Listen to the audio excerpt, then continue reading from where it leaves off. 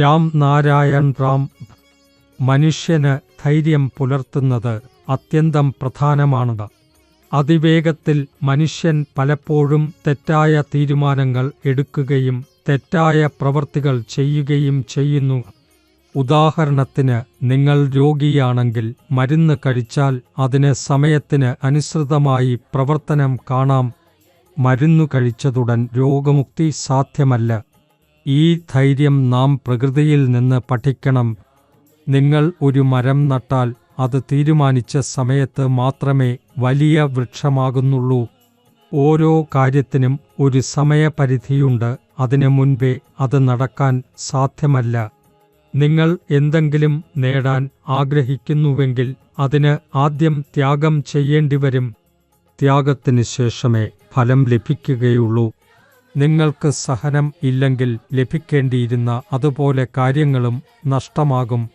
പ്രകൃതിയുടെ നിയമം ഇതാണ്: ഓരോ പ്രവൃത്തിയും അതിൻ്റെ സമയത്ത് തന്നെ നടക്കണം. ഓരോരാളും തൻ്റെ ജോലി താനാണ് ചെയ്യേണ്ടത്. പ്രകൃതിയും മനുഷ്യരെപ്പോലെ ഇഷ്ടം പോലെ പെരുമാറിത്തുടങ്ങിയാൽ ഭൂമിയിൽ ഒന്നും നിലനിൽക്കില്ല. നിങ്ങൾ പ്രകൃതിയുടെ നിയമങ്ങൾ പാലിക്കാതെ പോകുന്നവരെ നിങ്ങളുടെ ജീവിതത്തിൽ സ്ഥിരതയില്ലായ്മ തുടരും.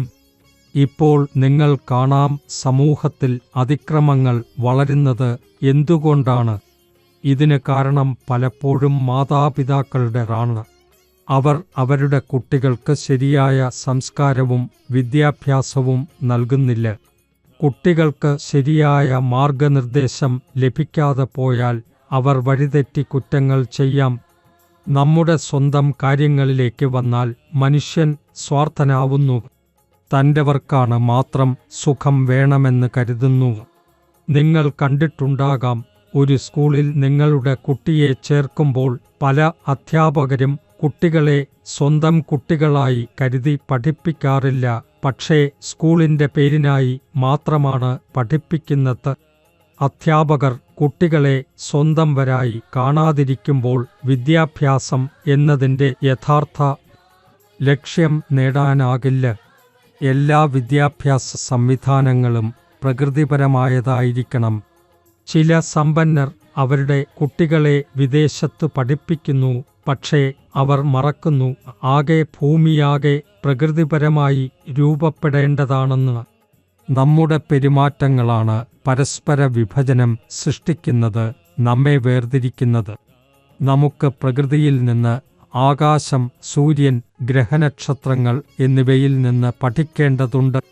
സൂര്യൻ ഒരിക്കലും പറയില്ല, ഞാൻ ഈ ജാതിക്ക് മാത്രമേ പ്രകാശം നൽകൂ. ആകാശം ഒരിക്കലും പറയില്ല, ഞാൻ ചിലർക്ക് മാത്രം ജീവൻ തരാം.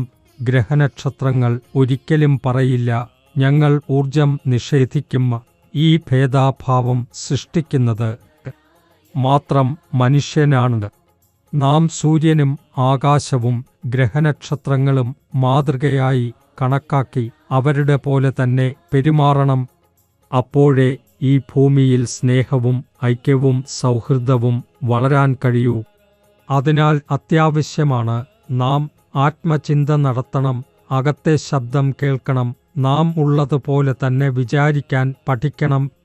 ജീവിതത്തിലെ ഓരോ കാര്യത്തിനും നമ്മുടെ വിവേകം ശരിയായ ദിശ കാണിക്കട്ടെ. കൂടാതെ രാം നാരായൺ റാം എന്ന ശുദ്ധനാമം ജപിച്ചുകൊണ്ടിരിക്കുക. കാരണം അതൊരു വിശുദ്ധ നാമമാണ്. നിങ്ങളുടെ ജീവിതത്തെ മോചിപ്പിക്കുന്നതും ആഗ്രഹങ്ങൾ നിറവേറ്റുന്നതും ആത്മാവുമായി ബന്ധിപ്പിക്കുന്നതുമാണ്.